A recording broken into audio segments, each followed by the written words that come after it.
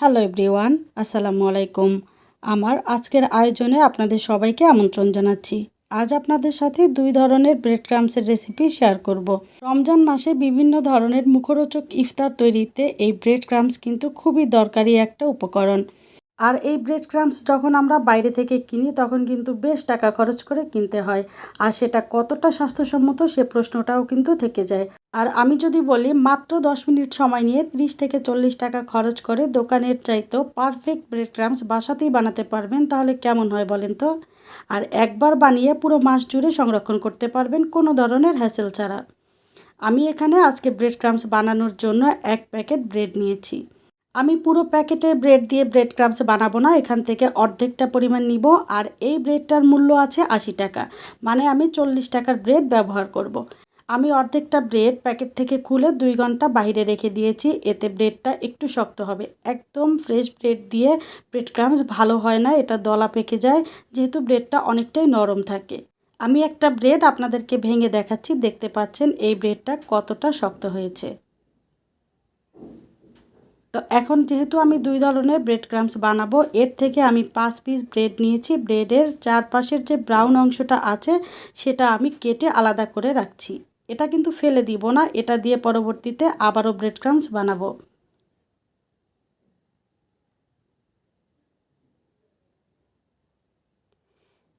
Brown অংশটুকু আলাদা করার পরে আমি এই সাদা অংশটাকে কেটে ছোট ছোট টুকরো করে নিব। এটা দিয়ে আমি সাদা ব্রেড ক্রামস বানাবো।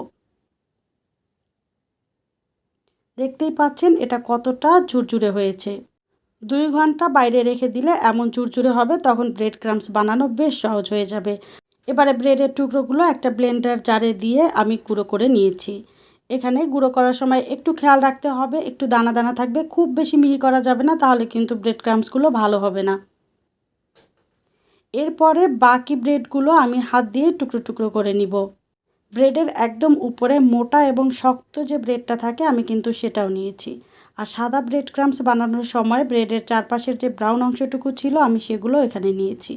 আজ অরেঞ্জ ব্রেড ক্রামসটা একটু বেশি করে বানাবো, তাই ব্রেডের পরিমাণটা এখানে একটু বেশি নিয়েছি।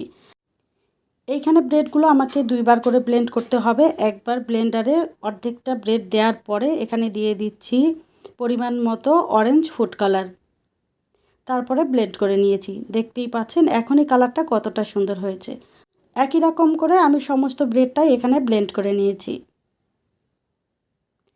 চাইলে ইনস্ট্যান্ট এটা ব্যবহার করতে পারবেন, তবে এটা সংরক্ষণ করতে পারবেন না, এগুলো নষ্ট হয়ে যাবে। যদি সংরক্ষণ করতে চান তো পরবর্তী ধাপটা অনুসরণ করা খুবই জরুরি। একটা কড়াই আমি চুলায় দিয়ে দিলাম। চুলার আঁচটা লো থেকে সামান্য একটু বেশি আছে। তারপরে এখানে আমি সাদা ব্রেড ক্রামসটা দিয়ে দিচ্ছি। এবারে অনবরত নেড়ে চেড়ে ব্রেড ক্রামসটাকে আমি একদম ঝুরঝুরে করে ভেজে নিব। এই সময় চুলার তাপমাত্রার দিকে খেয়াল রাখা কিন্তু ভীষণ জরুরি। চুলার আঁচ বাড়িয়ে দিলে ব্রেড ক্রামসটা পুড়ে যাবে, আবার এটা দলা পেকে যাবে। তাই চুলার আঁচটা লো থেকে সামান্য বাড়িয়ে দিয়ে অনবরত নেড়ে চেড়ে একদম ঝুরঝুরে করে ভেজে নিতে হবে। হাত দিয়ে ধরলেই বুঝতে পারবেন এটা ঝুরঝুরে হয়ে গিয়েছে। এখানে আমার সাদা ব্রেড ক্রামসটা একদমই রেডি। একই রকম করে আমি অরেঞ্জ ব্রেড ক্রামসটাও ভেজে নিব। একদম দোকানের মতো পারফেক্ট একটা কালার পেতে চাইলে ব্রেড ক্রামস ভাজার সময় সতর্কতা অবলম্বন করা খুবই জরুরি। একটু সময় নিয়ে চুলার পাড়ে দাঁড়িয়ে থেকে আপনাকে ব্রেড ক্রামসটা ভেজে নিতে হবে। লোয়ের থেকে কোনোভাবেই কিন্তু আঁচটা বাড়িয়ে দেওয়া যাবে না। তো এখানে আমার অরেঞ্জ ব্রেড ক্রামসটাও একদম রেডি। এই ব্রেড ক্রামসটা ঠান্ডা করে একটা এয়ারটাইট বক্সে ফ্রিজের বাইরে ঠিক 2 মাস পর্যন্ত সংরক্ষণ করতে পারবেন। আবার এটা ফ্রিজে সংরক্ষণ করতে পারবেন 3 থেকে 4 মাস। তো একবার যদি আপনি বাসাতে এভাবে ব্রেড ক্রামস রেডি করে নেন তাহলে আপনার পুরো মাসটা কিন্তু হ্যাসেল ফ্রি হতে পারে। খুব সহজেই ইফতারে বিভিন্ন রকমের আইটেম বানিয়ে নিতে পারবেন। তো আশা করি আমার আজকের রেসিপিটি আপনাদের কাছে বেশ ভালো লেগেছে। যদি ভালো লাগে তাহলে লাইক, কমেন্ট, শেয়ার এবং সাবস্ক্রাইব করে দিতে ভুলবেন না প্লিজ। আর যারা আজ প্রথমবার আমার রেসিপিটি দেখছেন, সাবস্ক্রাইব করার পরে পাশে থাকা বেল আইকনের অল অপশনটি সেট করে রাখার অনুরোধ রইল। এতে করে আমি যখনই ভিডিও আপলোড করব আপনারা সাথে সাথে পেয়ে যাবেন। দেখা হবে পরবর্তী রেসিপিতে। আল্লাহ হাফিজ।